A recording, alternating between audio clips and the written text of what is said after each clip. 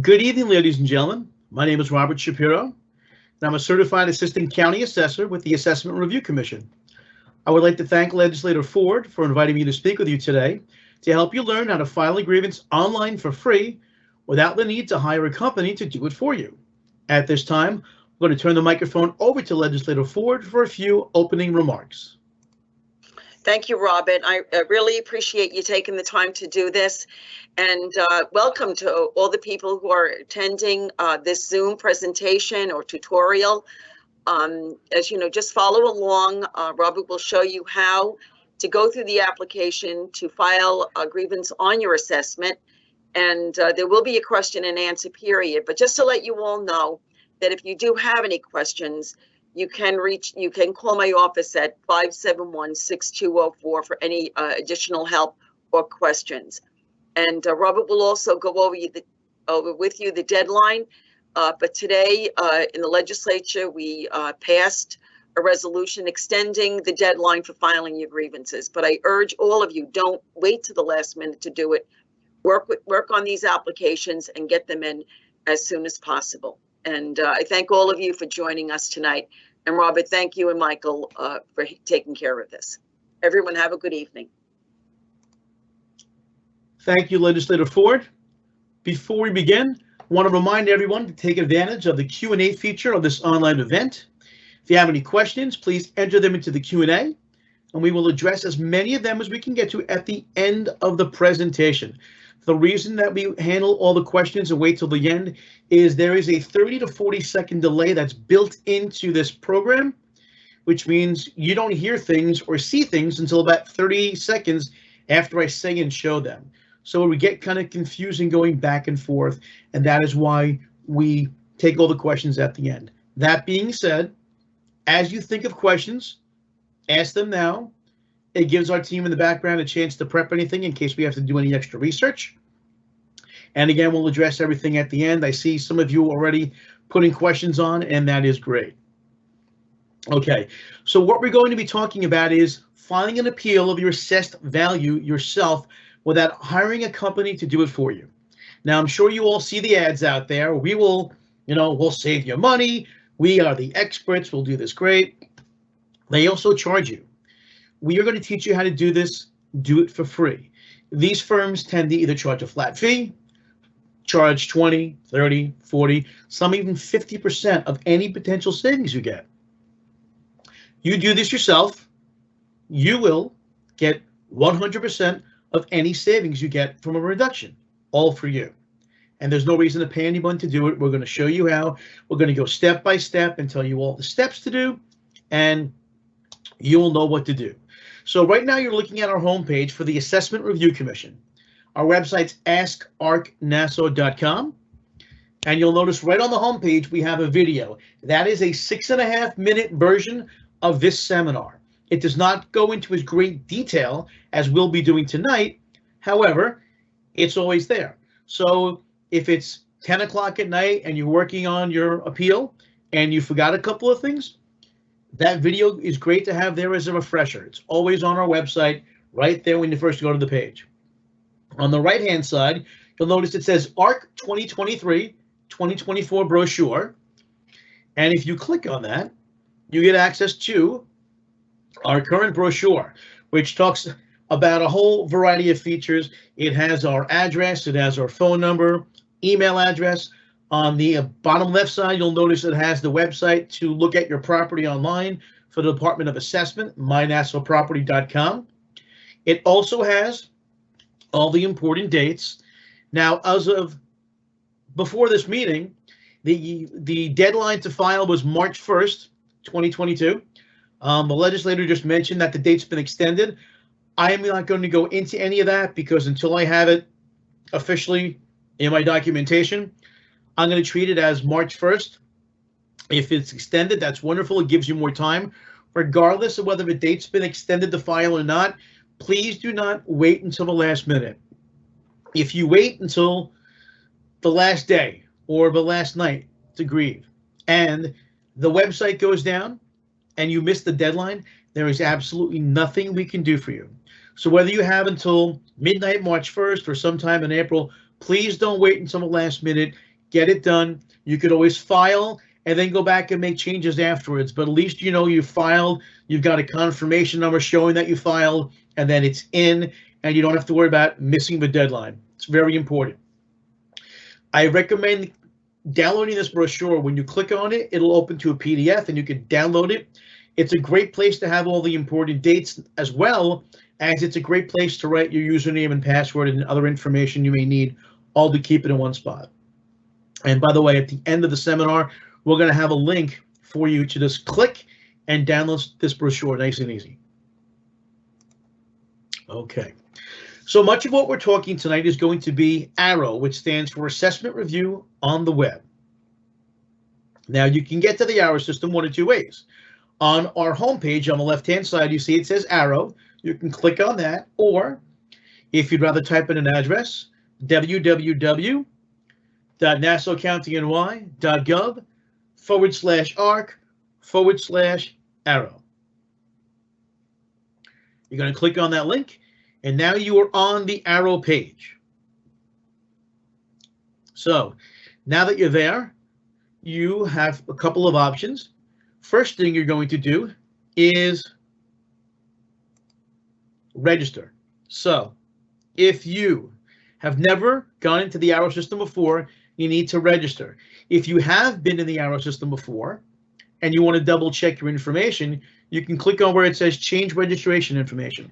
And it's very important, if you've been in the system before, you check the info that you have to make sure it's current. I'll go over more about that in a second. So we're going to click to register with ARC. You have to enter all the important information, anything with an asterisk. First name, last name, street address, city, state, and zip code, a phone number.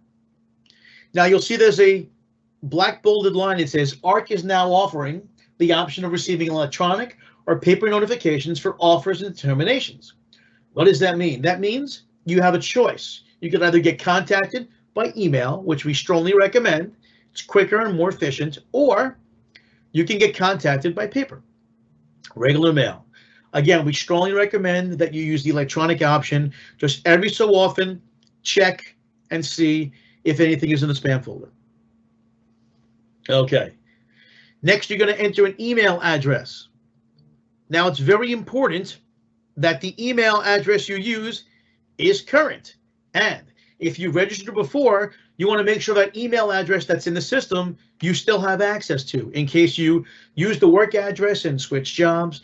Maybe you were with Fios last year, but now you're with Altice or Opt Online. Make sure that email address is current, because that's how the Assessment Review Commission is going to contact you. You're going to choose a user ID and a password. Both of those are case sensitive, and once you choose those, I recommend writing them down. A great place to write them down on the brochure we just spoke about.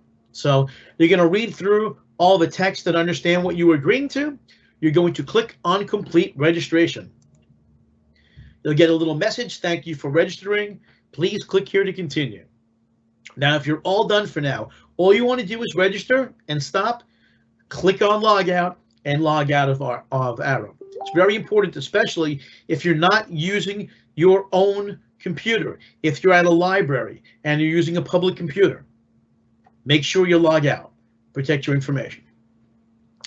You will also get a registration confirmation email. It will look something like this. It may not look exactly like this. It all depends on what program you use to check your email, but it will have all this information in there. Again, if you don't get a confirmation email, check your spam folder. Very important. So the next time you visit ARROW, you can click on the login tab, enter your username and password, and you'll get to your account homepage. And in fact, if you look about a third of the way up on your screen, it says, welcome to ARROW, Assessment Review on the Web. You'll notice it says John Smith. That's our sample, what we're using. It will use your name and have your name there if you're logged in. We're going to be talking a lot about using Sales Locator. Now, ARC has provided a Sales Locator tool to assist you in filling out your application form. It is only able to be used for residential single, 2, or 3 family homes. It cannot be used for condos and co-ops. The sales locator provides adjusted sales prices of properties that are comparable to yours, and we'll discuss a little bit later on what it means to be comparable. And this can help you determine if your property is currently overvalued. You remember, you are filing a grievance, you are grieving your assessed value. A lot of folks say, I want to grieve my taxes.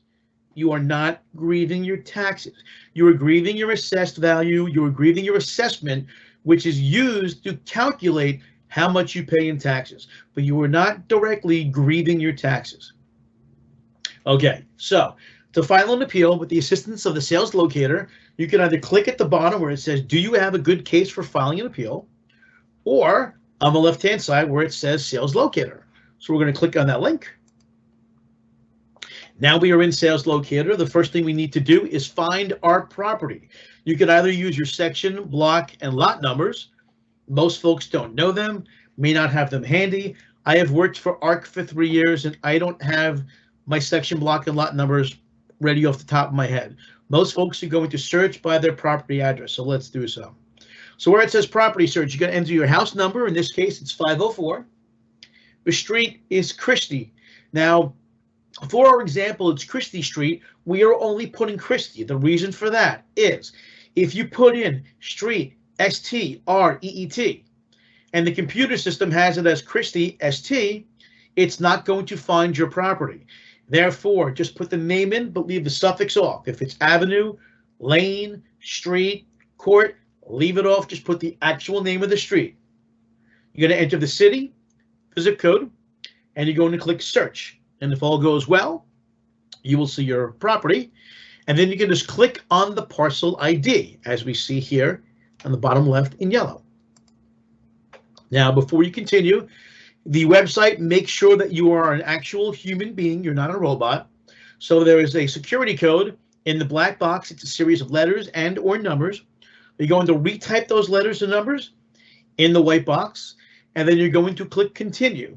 And if all goes well, you will get to your property. So in our example, we have our address, 504 Christie Street in Hempstead. It's a Class 1 residential, single family, a one-family home, located in the school district of Rockville Center, not in a village, and again, it's in the town of Hempstead. If you look on the right side of the screen, it says Assessment Information 2023-24. The appeal period, January 3rd to March 1st, 2022. Valuation date, January 3rd, 2022. The valuation date means that is the date that the Department of Assessment used as a basis to determine what your home was worth. What your home was worth as of January 3rd, 2022.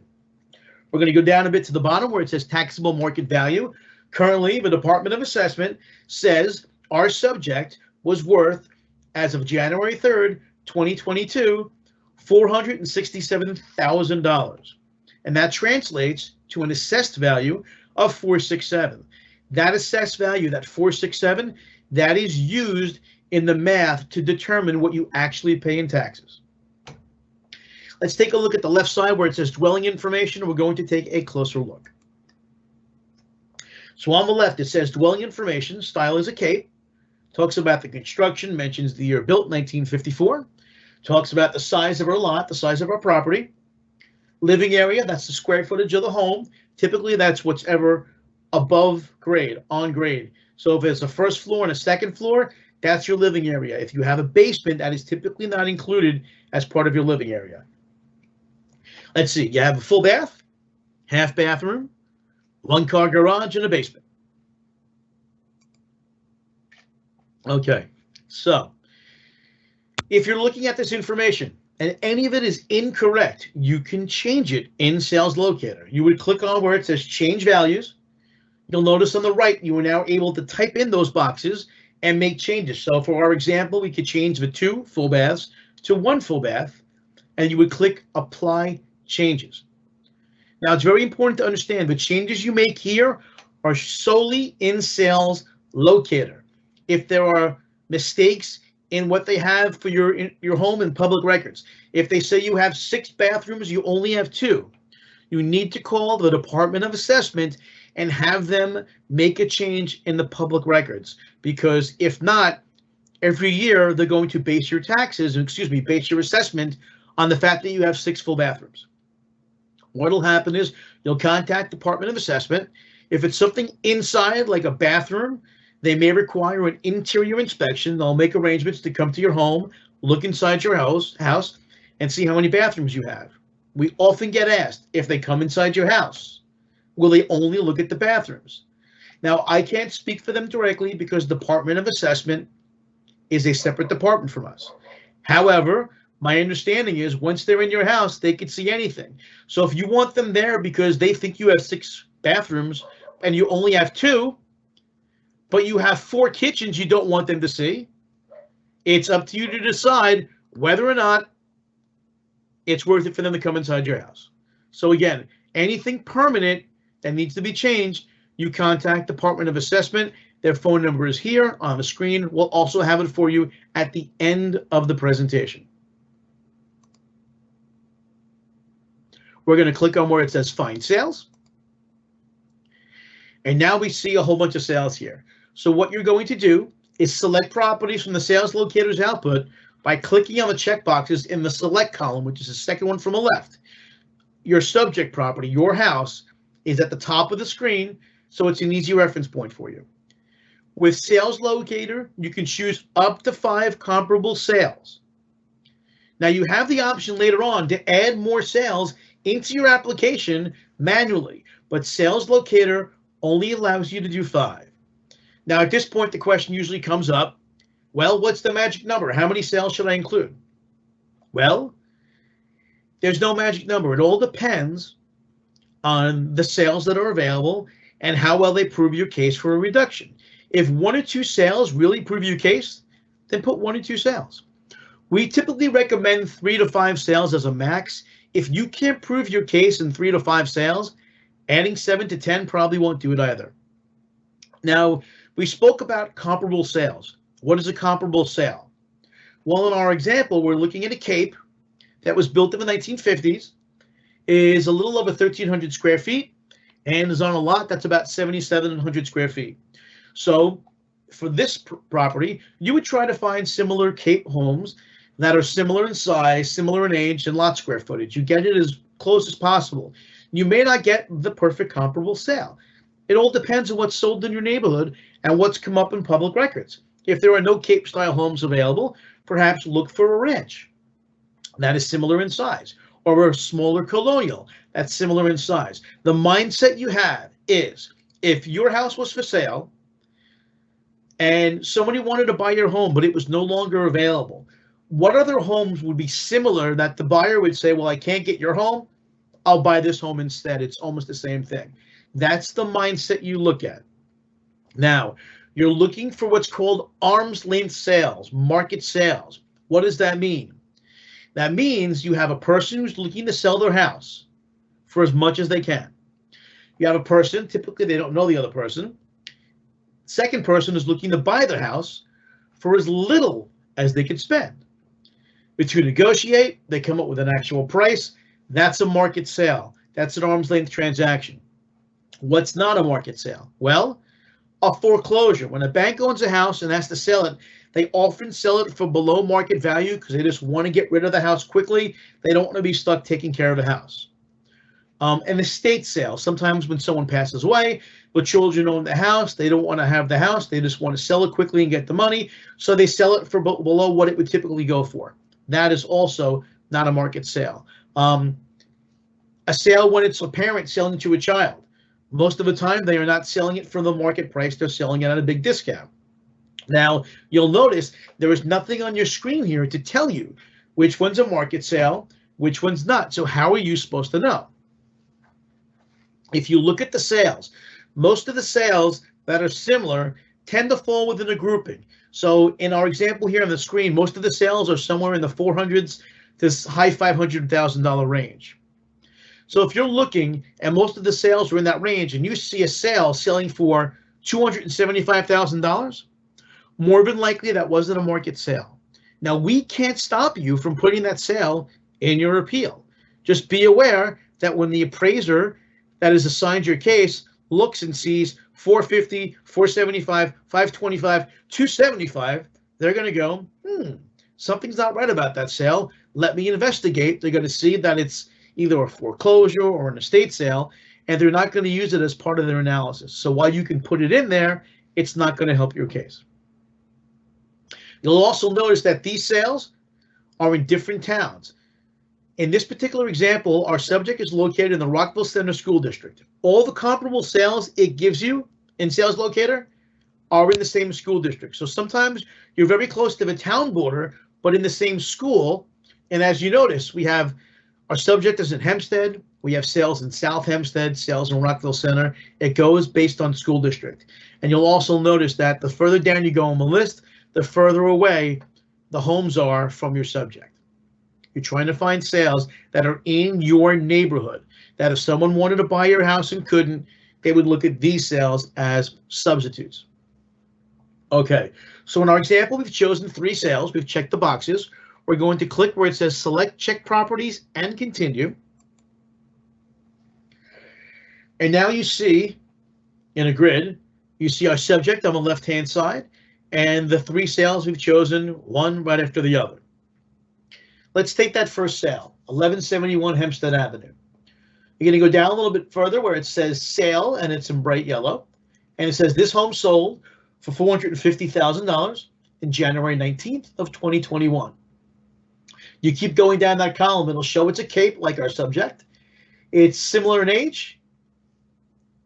And now we're going to look at more specifics and talk about adjustments. It's very rare you're going to find the perfect comp that is exactly the same as your home. So what the computer does in this case is it makes adjustments to account for differences between your subject, your home, and the sales you've chosen.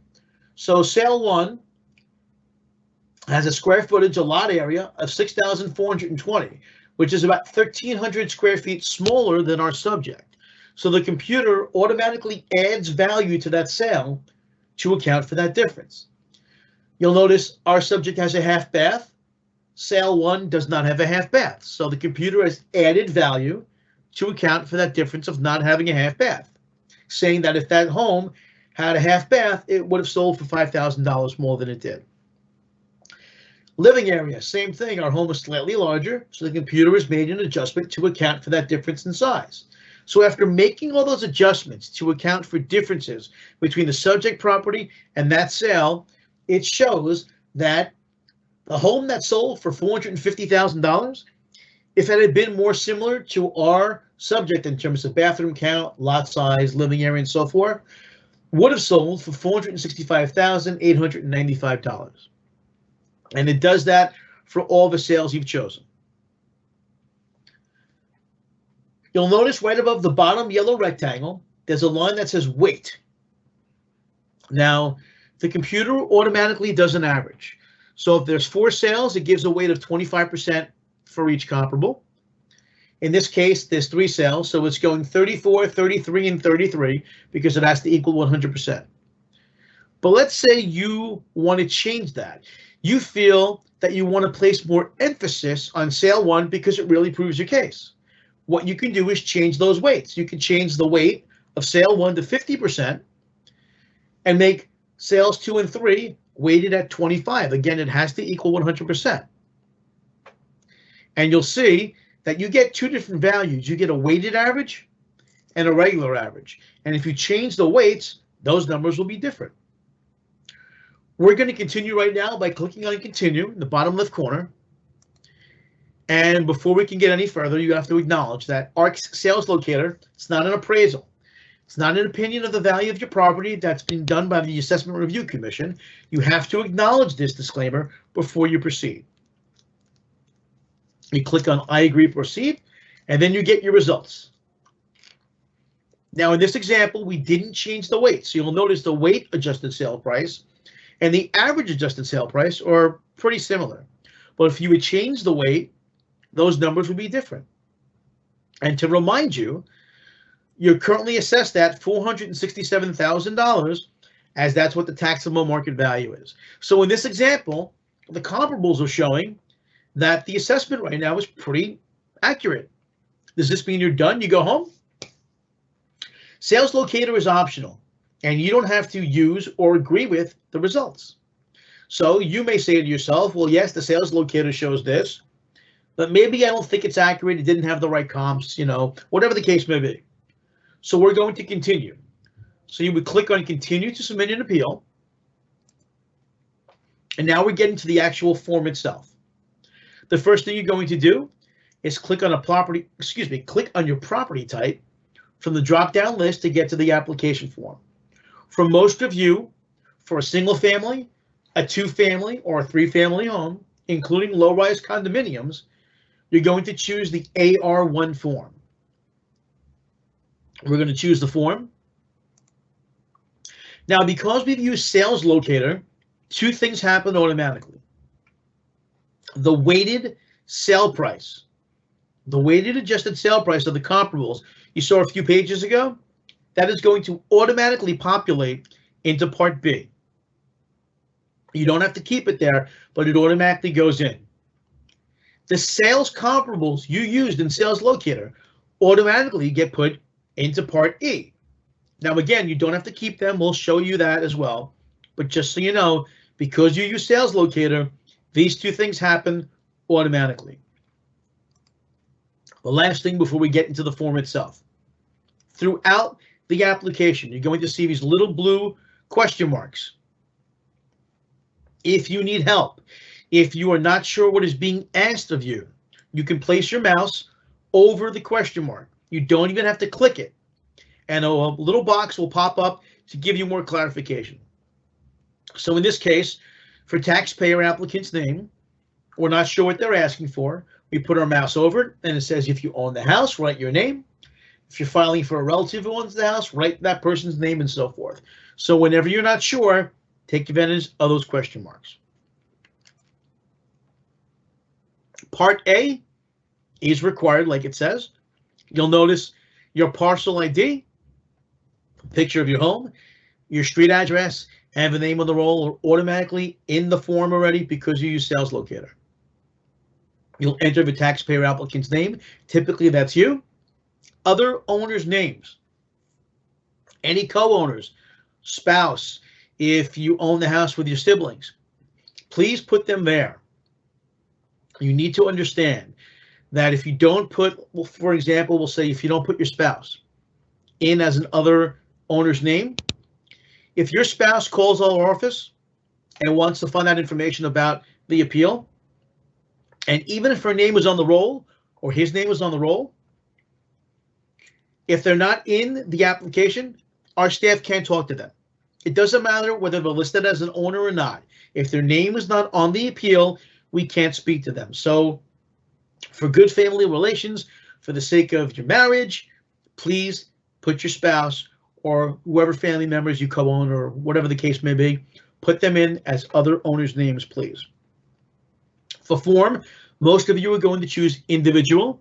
If one of the other options apply, maybe it's a partnership or a trust, you would choose the other option. That is Part A. Part B. Now, as I mentioned before, the weighted adjusted sale price from Sales Locator has been automatically entered in the Part B. But again, that number there is almost the same as we're being assessed at. So it doesn't help you. So you can erase that. Maybe you think your home would sell for $425,000. So you would erase that number there and you would type in 425,000. That's it. Below that, it asks if the house has been on the market, if it's been for sale, or it's under contract. If it has, choose yes and enter the price. The reason we are asking that, if your house was recently on the market or it's in contract, that typically is great evidence of what the current market value is. So if you're being assessed at $500,000, but your house is on the open market and it's in contract for $450,000, that would seem to prove the house is worth $450,000. That's why we asked that question. Part C, easiest part to do. Part C is done automatically for you. Representative type is self. You're done. Part D. Part D is entirely optional. In order to see all of Part D, click on the pink display tab to open the entire screen. Part D asks for a variety of information. You can either enter a whole bunch, enter a little bit, or none at all. I want to focus on the bottom third. One of the reasons we recommend that you do this yourself rather than hiring a company is, in my opinion, you are the best advocate for yourself. No one's going to fight harder for you than you. And nobody knows more about your house, your neighborhood, than you do. So this is your chance to tell us things that may not be obvious from looking at a map or from public records. What do I mean? Let's look at the bottom third where it says, are any of these adjacent to or visible from the house? It's talking about factors that affect your home's value that a lot of times are out of your control. It's things about the location. Waterfront. Now, most people think if my house is on the water, it's worth more. Well, let's think about this. If your house is on the North Shore, nice calm water, beautiful sunsets, you're probably right. It's going to add value. But what if your house is on the North Shore and every time it rains like a half inch, the water floods, comes over your dock, across your backyard, and floods your basement? Being a waterfront property doesn't sound so great now, does it? So you can check off waterfront, and below where it says other facts, type in, I live on the South Shore. Every time it rains, my basement floods. Not something we would know unless you tell us. Let's look at railroad. Is it good or bad to be by a railroad? Well, most of you think, well, if I'm close to the railroad, it's noisy. That would be considered a bad thing, possibly. Or maybe you're in a neighborhood where lots of folks work in the city and have to commute. And instead of having to drive to the train station or find a parking space, they can walk. Now, railroad's a good thing. Nothing is cut and dry. You choose an item or click none of these and enter the information. And by the way, other facts, that box, you're not limited to it. If you have more to say, type everything up on a Word document, and we're going to show you how to send that to us as well. Street with a painted center line or other traffic separation. Often, if you're on a street that's got a double yellow line, it means it's a thrift street. But just because there's no double yellow line doesn't mean your road's not busy. Maybe you are on a street that is close to a busy roadway, like say Hempstead Turnpike, and all the locals know that they can use your street as a shortcut to skip like 7 or 8 lights. So everyone cuts down your street and they drive down there really fast to save time. That's not obvious from a map. You know that because you live there. So tell us about it and other facts. My house, my street is used as a cut through, and we have all this traffic because of that. Perfect. Let us know about it. What about if you live close to a school? Well, if you live really close, there's probably traffic, noise, and parking issues. But what if you live like 2 or 3 blocks away? How do you know if it's a problem? Well, what if all the really close streets have no parking signs and your block is the first one that doesn't, so all the kids park in front of your house every day and you have problems getting in and out of your driveway? It's not an obvious thing. Looking at a map, we wouldn't know that, but you know that because you live there. Take advantage of Part D. I know it says optional. This is your chance to tell us things we may not know about your home and your location.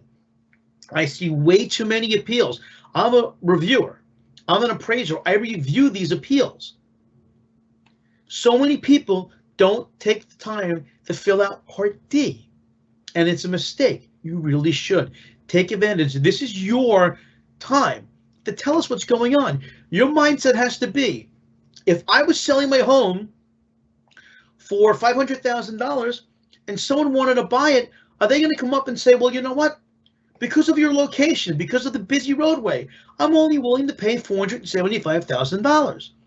That's the mindset you have to have. And because you live in the house, because you know the area, you could tell us these things better than anybody. So take advantage of Part D. Again, I know it says optional, but please take the time to fill it out. Give us some information that only you may know or locals may only know and the person reviewing may not know. It's in your best interest. That's Part D. Part E, optional. Yes, you are not required to provide comparable sales when you file an appeal. Now, in this case, we have the 3 sales from Sales Locator. You may decide none of these sales help me. On the left-hand side, it says delete parcel. You can delete 1, 2, 3. Up to you. If you decide you want to keep the sale, but you want to add some context, there's a comments line next to each sale. Maybe for that first sale that sold for $450,000, you found out it's got a new granite kitchen, imported marble floors, a new pool, whatever the case may be. Type some comments in there. Before we mentioned, you can only bring 5 sales from Sales Locator, but you can add more manually. Bottom of the screen, you'll see it says click to search for a parcel ID, and there's a magnifying glass. You click on that magnifying glass, you will search for the sale that you want to add the same way you did to find your property. You will choose it. It will add the parcel ID and the address in automatically. You will have to manually add a sale date, a sale price, and in the comments, tell us where you got that sale. Now, where can you find sales? And this especially holds true for condo owners who can't use Sales Locator. You can look online to Zillow, Realtor.com. A great resource is local realtors. We all get those mailings a couple times a week, couple times a month. I am the expert realtor for your town. I sell the most homes. Call me and let me sell your home. Well, call them and say, I'm not ready to sell my home. However, since you are the expert on this area, can you help me find a couple of comparable sales? I want to file an appeal. There is a good chance they will say yes, because they are hoping that in the future, when you go to sell your house, you'll remember that nice person who helped get you comparables for your appeal. Never hurts to ask. So those are the possible places to find comparables. But again, Part E is optional. You do not have to put in any comparable sales. Part F is required. There's another security code to make sure that you have not turned into a robot since you started. Again, letters and or numbers in the black box, put them into the white box. You're going to read through all the text. You have to understand what you are agreeing with. You're going to choose the proper signatory certification. Most of you will be owner of record. And then one time and one time only, you will click Submit Application Form. It's very important. You only click it once. If you submit more than once and you have multiple appeals, none of those appeals will be reviewed until you get rid of all the extras. So just click it once and give it time. Now, if you make any mistakes, the computer will tell you not only that you did, but where they are. So in this example, it says errors found in Part A below, errors found in Part B below. The appeal has not been submitted. Please fix the errors. So it actually shows you in Part A, we forgot a taxpayer applicant's name. We forgot the form. Each section, as you make corrections, you're going to click Submit Changes for each section. In B, we forgot to put a market value. So we'll put that in there and we'll click Submit Changes. When you get everything all set, you're going to get a red confirmation message on your screen that says your appeal has been submitted and give you the application number. Very important to write that number down. It comes in very handy when you need to call customer service and ask them questions. A great place to write that down is on the brochure we spoke about before. You will also get a confirmation email. Again, if you don't get the confirmation email, check your spam folder. At this point, you have the option to return to the home page if you're all set. You can submit another appeal in the same manner, or you can view or add attachments to your appeal. Now, if you have additional documentation, such as an appraisal maybe you had done 3 or 4 months ago, or photos that show an eyesore across the street or a sump somewhere, anything that you feel will help your case for appeal, you can click on View or Add Attachments.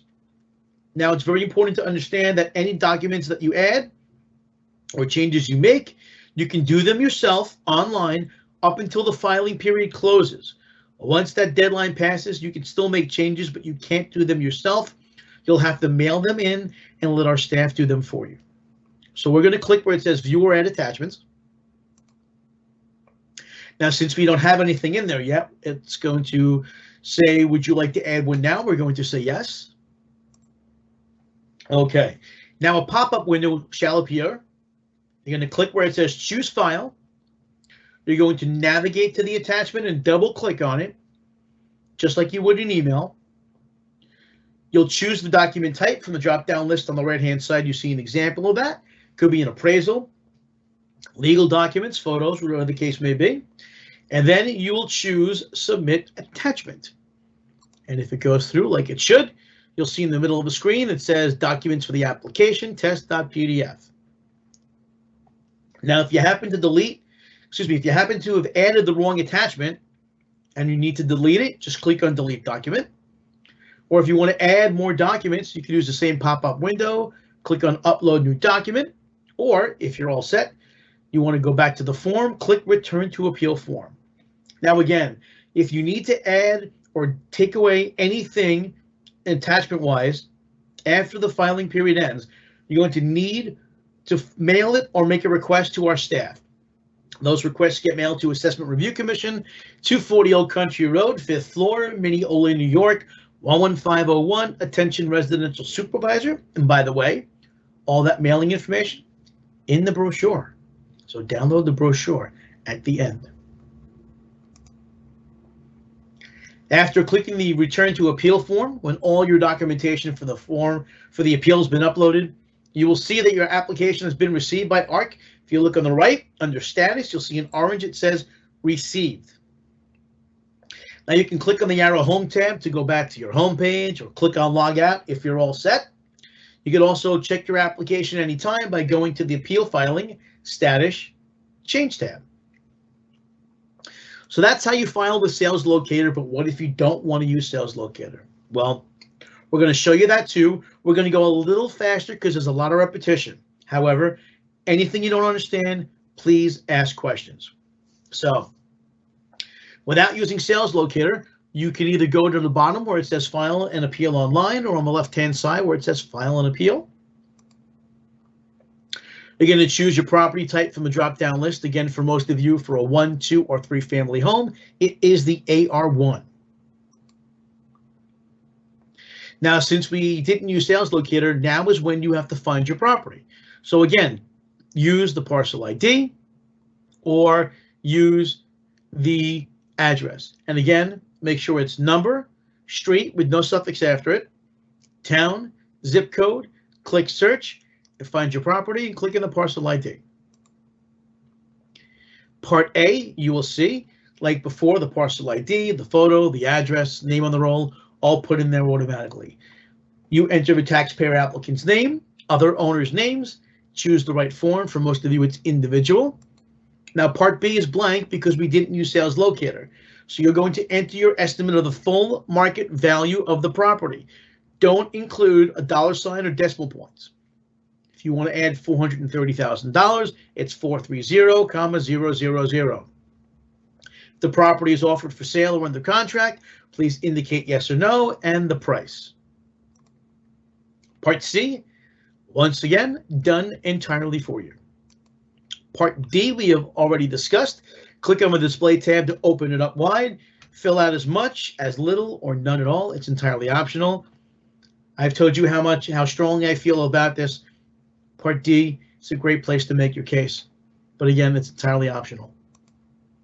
Part E is optional. Include sales and don't include sales. It's entirely up to you.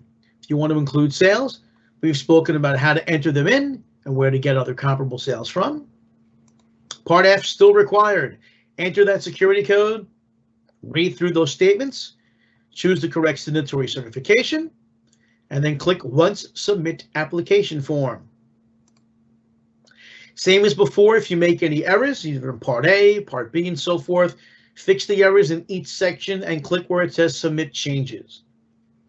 Once you're all set, you will get that confirmation message on your screen. And you can always double check the Appeal Filing Status Change tab. And again, you will get an email confirming that you have filed your appeal. So if you want to make some changes now, on your Arrow homepage, you can click on the Appeal Filing Status Change tab located on the left-hand side of your screen. Now, we first have to find your application. So you can click on the application number for your appeal to see your submitted application. How you find that? You can either choose by entering the application number, the tax year, parcel ID, whatever it's going to take to find your parcel by clicking search for appeals. We have our one property down here at the bottom. Clicking on the application number. Now in the application page, you can edit those informational changes. Again, you can only do that until the filing deadline. Below is an example of making changes to B. So it says 460. You want to change that. You would erase that, put in the number you want to choose, whether it's 400, 430, and so forth, and click Submit Changes. And that's the change you've made it. If you want to add additional documents to your appeal, on the application page where it says ARC Communications / Attachments, you would click there. And then just like before, you could upload new documents. We've spoken about how to do that. The last thing, withdrawing your appeal. On the application page, you can withdraw your appeal by clicking on the Withdraw Appeal tab, which is on the left-hand side. Remind you that only one appeal can be filed per parcel, and all duplicates must be withdrawn for your application to be processed. So if you and your spouse didn't talk to each other and both of you filed an application, or if you had hired a company and changed your mind, again, you need to have withdrawn all of the additional appeals except the one you want to keep. So to withdraw an appeal, you make sure that all the pop-up blockers are turned off. You're going to click on the Withdraw Appeal tab. When the pop-up message appears, you're going to read through what it's telling you about removing it, that you can't undo this. You're going to check off the blue box. You're going to click Agree, and then the application has been successfully withdrawn. And you'll notice in status it says withdrawn. That's it, folks. That's the whole deal. So now it's time to answer your questions. I see we have quite a few of them. I'm going to leave up all the contact information. And again, Michael, our producer, is also going to publish a post in the Q&A that has all of our information, our phone numbers, our hours of operation, our email address. He also is going to post a link that has the brochure link there. You can just click on it and download the PDF right away.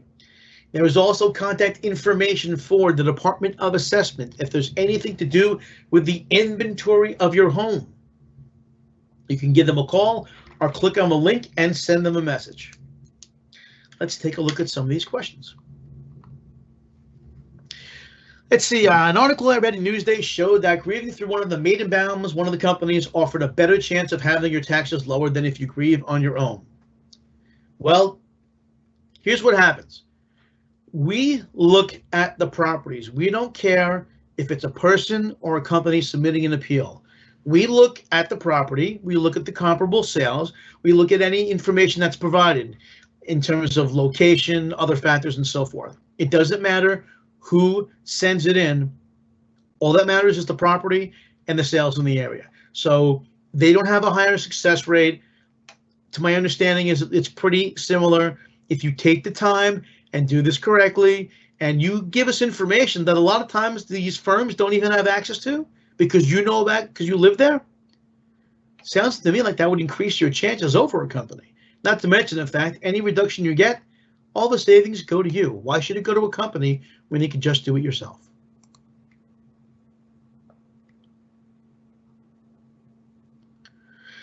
Let's see. There's a question about a condo hiring a law firm to file a tax grievance. However, now remember, it's not a tax grievance. You are filing a grievance of your assessed value. There's no such thing as a tax grievance. But we can continue. Never sent them a check. Okay. We're talking about whether a company, in this case, a condo board, it sounds like, hired a firm to grieve on behalf of the complex, which often happens. Now, he's asking about whether he's obligated to pay them a fee if he didn't get any funds. Now, I don't know specifics about this deal, so we really can't comment on this specific example. It really is a legal question. My suggestion is to contact your condo board and see what the story is. If you are a condominium owner and you want to file your own, you don't want to file, a lot of times with condos, the condo board will hire a firm, an attorney that will represent the entire complex. They'll file an appeal for the entire complex. If you don't want to be a part of that, typically what you'll need to do is reach out to your condo board and say, look, I don't want to be included with the rest of the complex. I want to do this on my own. And they'll explain to you how that is done, because you can only have one filing. So if you didn't get yourself removed from a filing done by a company for your entire complex, you won't be able to file an appeal because you can't have more than one in the system.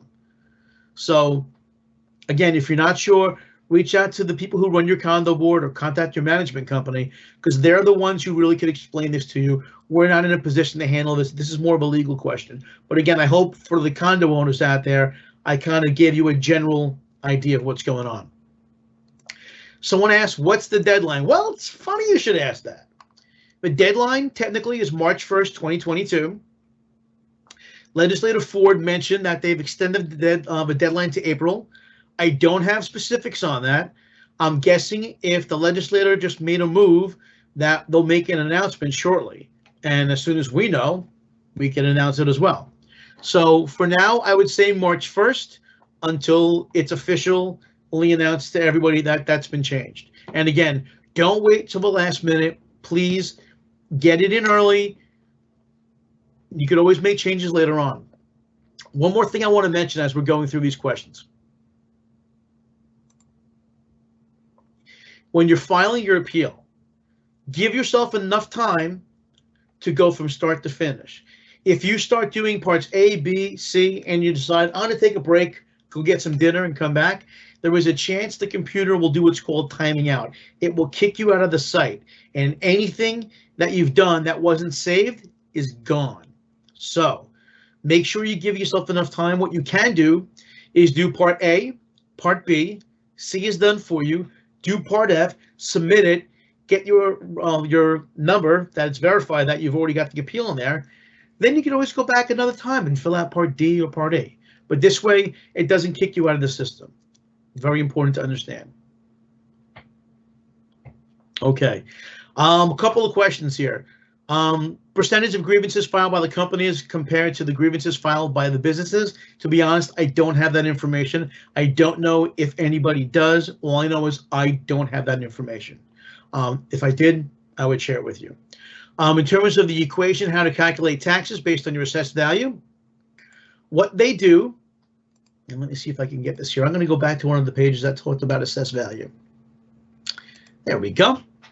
So if you look on your screen, you'll notice that they have at the bottom of there, it's a taxable market value. And in this case, it's $467,000. That translates currently to an assessed value of $467. That is what is used to calculate your taxes. They take the assessed value, multiply it by the tax rate, and that's how they come up with how much you pay in taxes. Now, there's different rates. There's a school tax rate. There could be a county tax rate. If you're in a village, that's something altogether different. But that's the math. And then, of course, there may be exemptions that you may be eligible for. Exemptions are typically handled by the Department of Assessment. So if there's anything like an enhanced star or veterans exemption, you would speak to them. But in general, that's how the calculations are done. Remember, you're not grieving your taxes, you're grieving your market value, your assessed value, and that is the number used to do the calculation of how much taxes you'll pay. So theoretically, if you get your assessed value lower, you will potentially not pay as much taxes as you would if you hadn't got a reduction. We can't say you'll get if you get a reduction, you're going to pay less taxes than last year. It goes each year separately. The only thing we can say is if you got a reduction, that theoretically you will pay less than you would have if you didn't get a reduction. Okay, let's see what else we got. Again, I'm reading these as we go. Okay, someone's asking whether the property tax, the assessments that we do, are they also used by other cities or townships or villages? Some areas do their own assessments. I don't know off the top of my head. They're asking you about Long Beach, whether Long Beach does their own assessments or use our assessed value. I can't tell you for sure.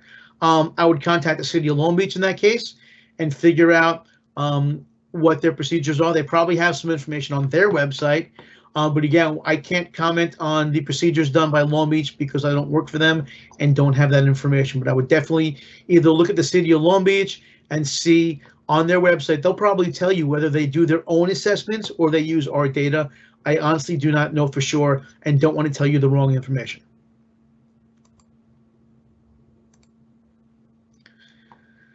Let's see.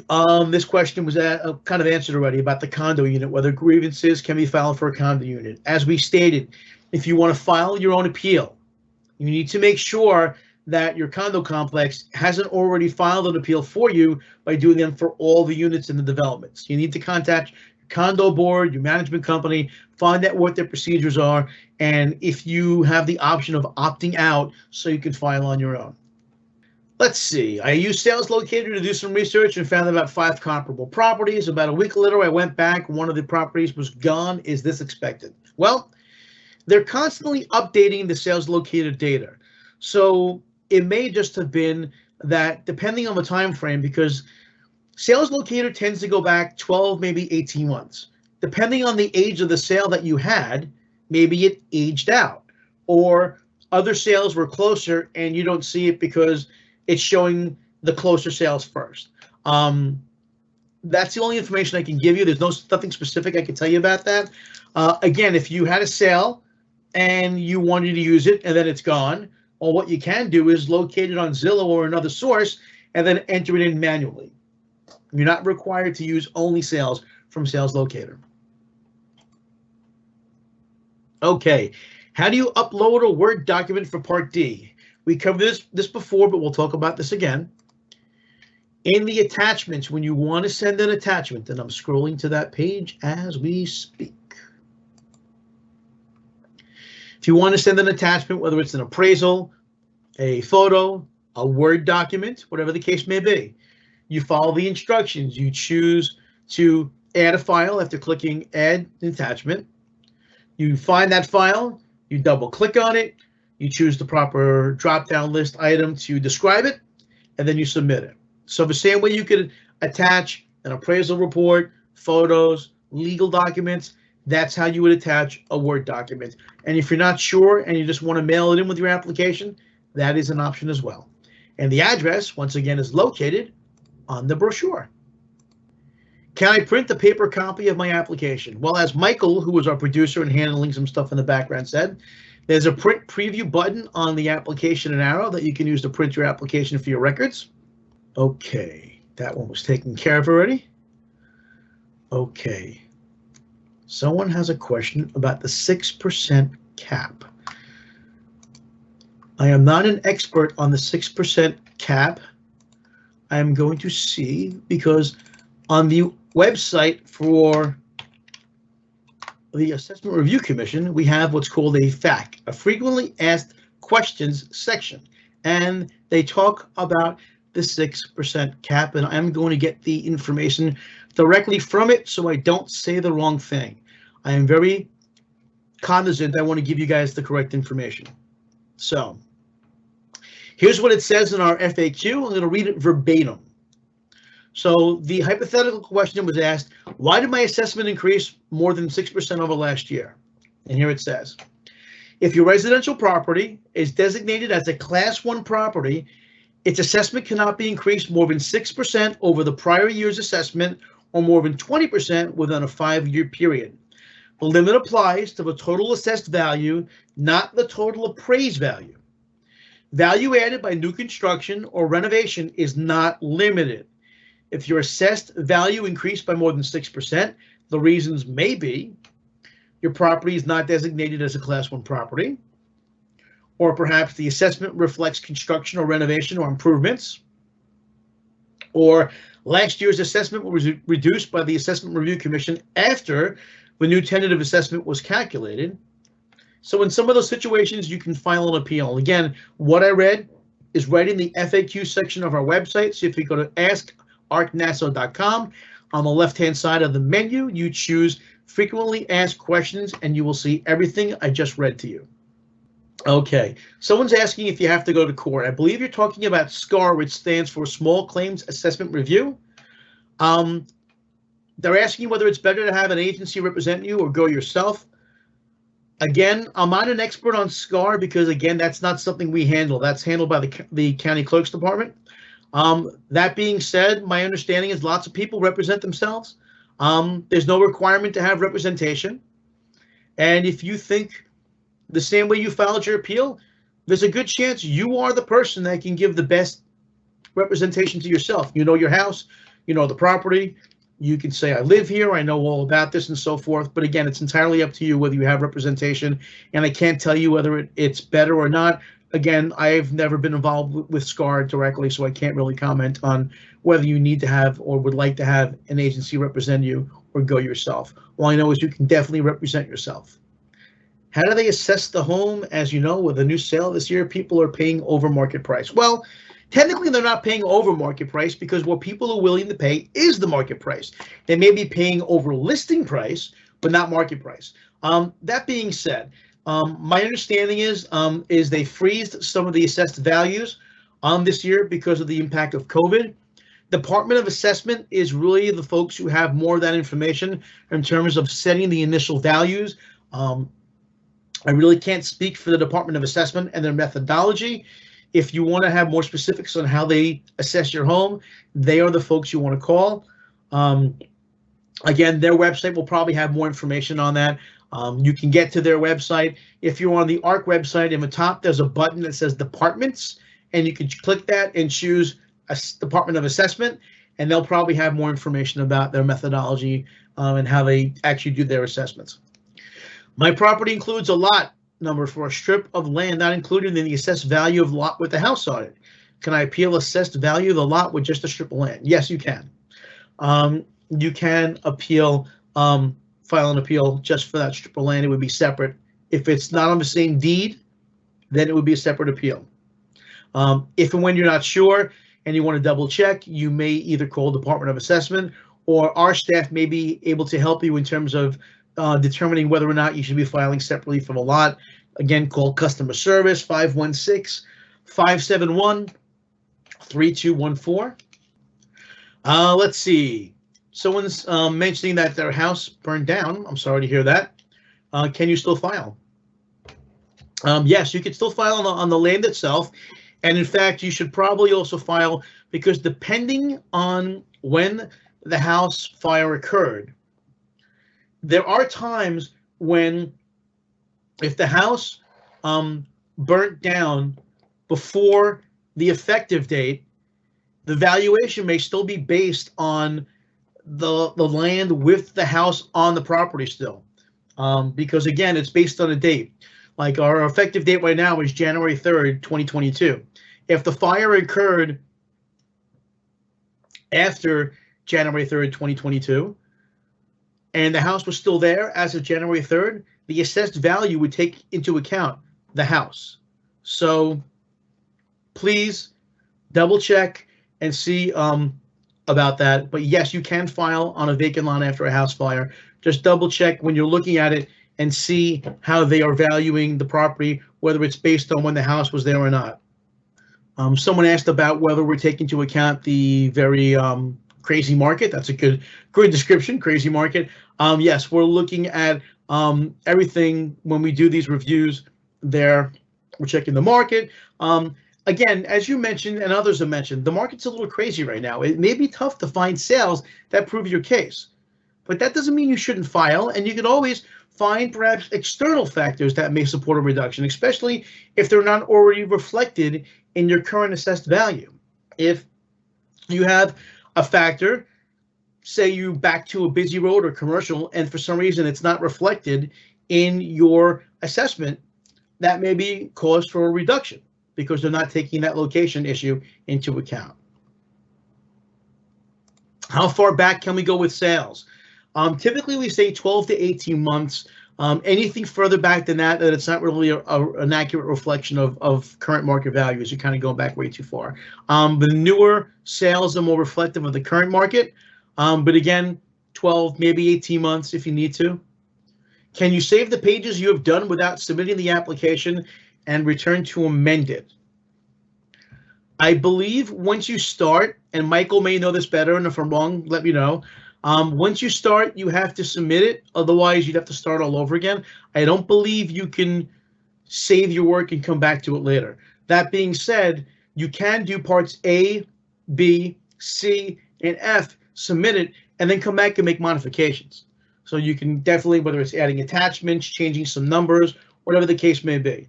But I really recommend you get the application done, even in its simplest form, as soon as possible, just so you have it in and don't have to worry about missing the deadline. I noticed that last year a tax company filed for me and I filed for myself, and I don't remember filing with anyone, but I did inquire. Can you still have them withdrawn, or is it too late? That's a very good question. I am honestly not sure of the answer. However, our folks in customer service know that answer. So please call customer service tomorrow. If they can help you withdraw the other one, if it's still a possibility, and I'm honestly not sure if that's the case, they can do so. 516-571-3214 is our customer service folks. They will be able to answer that question. I apologize. I'm just not sure of the answer. And again, I don't want to give you wrong information. Give customer service a call tomorrow. They will factually know that answer for you. Let's see. Have the assessed numbers been updated on my Nassau property? The numbers, I believe, have been updated. I'm not sure how far in terms of how recently the data has been updated. That's more of a question for Department of Assessment, because that's who handles the website in terms of updating your assessed values and so forth. I would give Department of Assessment a call if you're not sure if the information is correct or current, just so you have a good handle on it. Again, their contact information is in the Q&A. Department of Assessment, if you call them at 516-571-1500, you can give them a call. When you call that number, by the way, don't hit any of the prompts. It tells you press number 1 for this, number 2 for that. The guys in customer service tell me when you call 571-1500, listen through the entire message and just stay on the line. You have the best chance of getting somebody. You can also just click on the form that we have linked to there and send them a message. And by the way, speaking of clicking, Michael, our producer, has put in the Q&A a direct link to the frequently asked questions section of our website. So for the person that wanted to find out that information about the 6% or any other questions that you may have, the link is located right there in the Q&A. Thank you very much, Michael, for doing so. Do we know how Redfin and other sites assess value for the property? Well, I don't, because I don't work for them. Sometimes Redfin or Zillow and those sites, their numbers are accurate. Sometimes they're not. They're not always in the property same as us. They may be basing their methodology on different data.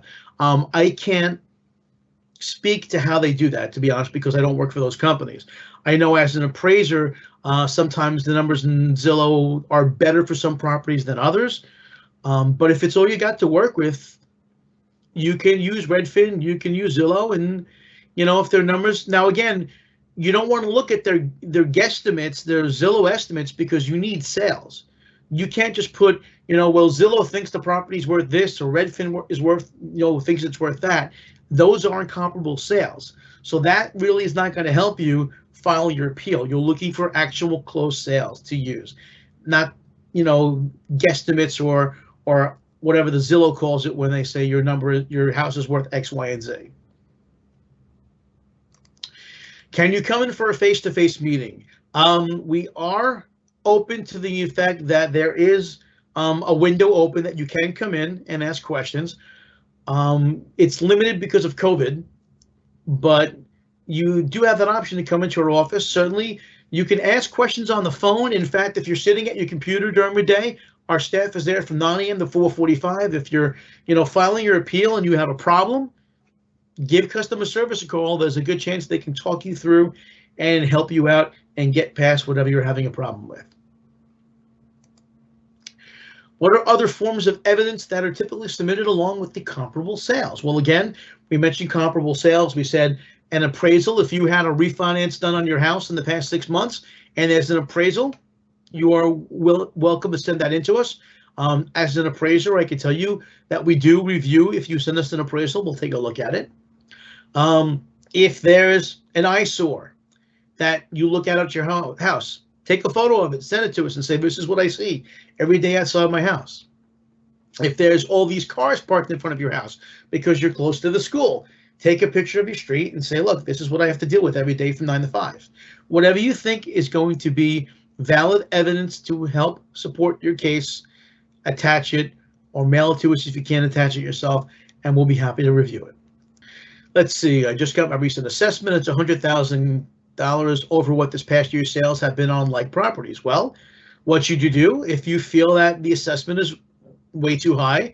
Then you file an appeal and you find some of those sales that you say have sold for a lot less and you submit them, or you explain something in terms of what's special about your home, why it's not worth that. We've gone through the process.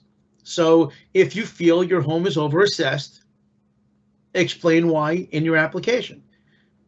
The more information you can give us, it may increase your chances of getting a reduction.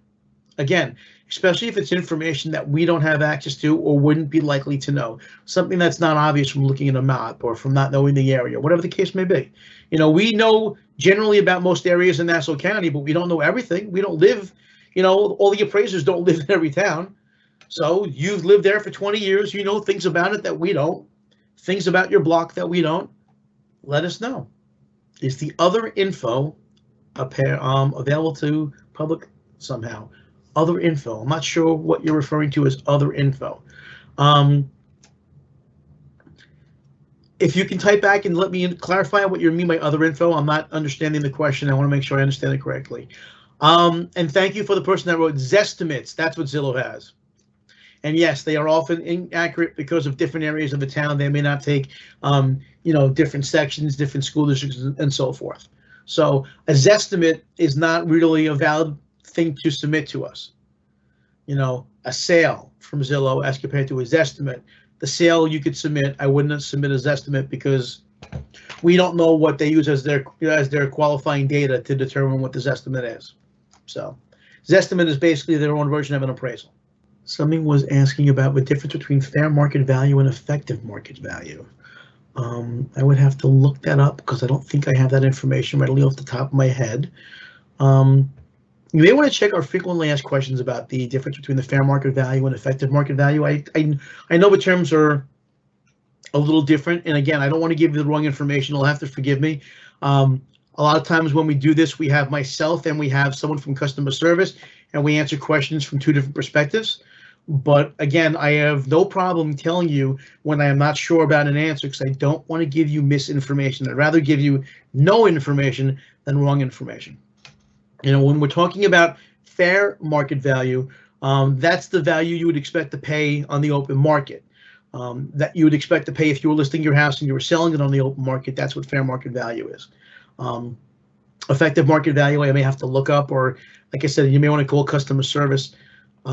It's tough to type up questions and answers as I do this here, but let's see what I could find here. Okay, you know what? That's what I thought it was, but I wasn't sure. So if there's a limit on how much your assessed value can increase annually, you'd have the fair market value, and then if there's a limit on how much your assessed value can go up, then you'd have an effective market value, because the effective market value takes into account any caps on assessed value, like the 6% cap. So that is what I thought it was, but I wasn't sure, so I'm glad I looked it up. Gotta love the internet. Let's see what else we have here. Oh, there we go. Other info. You're talking about Part D. Thank you for clarifying that, because I felt silly not having the answer. So let's take a look at Part D here. Okay, so other info, other facts. You know your house. The mindset for this is that if someone were buying your house, what wouldn't they like about it? Or what would they say? Well, I don't like that, so I want to pay less money. So are you on a busy street? Are you close to a school? Are you across from the sump and it smells sometimes over there? Are you across from a gas station or a 7-Eleven that's open all the time? Are you close to a body shop and there's a lot of noise and cars parked all over the street? Those are the things. The mindset you need to have is, if someone was going to buy my house, What could they say was a negative that would make them want to pay less for the house? And if it's not there on the form, then add it. Click on none of these, go into other facts, and tell us information. If it's one of those already in there, like commercial property or a golf course, or you're close to a park and it's noisy at night, then you can click on those. But never just click. Click on one of the items if you're going to choose it, and then in other facts, explain why. Let us know why that's a negative. Again, this is your chance to do a little sales pitch. Let us know why you think your value is too high and how this affects it. Is there any way to check what your assessed value was last year? MyNassauProperty.com has the values for multiple years on it. So if you go to MyNassauProperty.com, you enter your property in there, you're going to see the current data as well as for the past few years. And it'll show you based on 23, 24, 22, 23, and so forth. So you'll see that right on MyNassauProperty.com.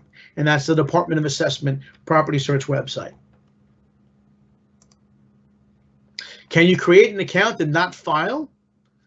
Well, I mean, you can create an account and not file. It seems counterproductive to create an account and then not use it to file an appeal.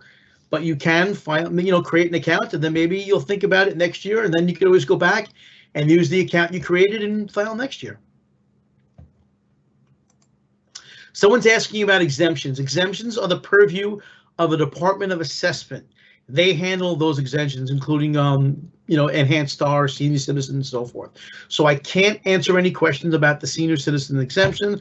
I would definitely give Department of Assessment a call or go onto their website because they do have lots of information about exemptions, including the forms that you need to download to file for those exemptions. Again, those exemptions, specifically senior, and enhanced star and so forth, you can get that information for Department of Assessment, which again is a separate department. So you can go to their website on the county website and they'll have all that information. But thank you for your question.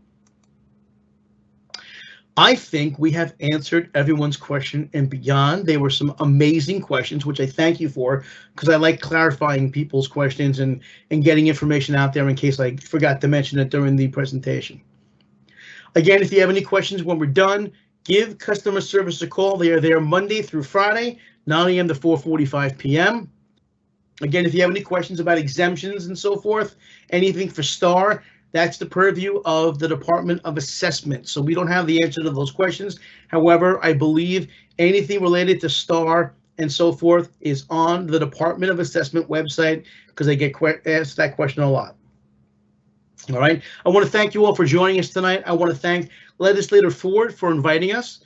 If you want to see this seminar or others like it, we're doing a few more before the appeal period ends. You can visit the Ask ARC Nassau website. In the bottom left corner, it says ARC Community Workshops. You can click on that and see what other workshops we have coming up. That is all for this evening. Thank you all again for joining us, and I wish you all a pleasant evening. Good night.